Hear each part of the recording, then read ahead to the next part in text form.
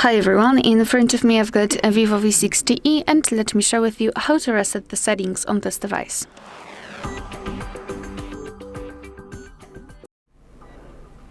So let's begin with opening the settings. Let me go back. And here we have to scroll all the way down to find system management.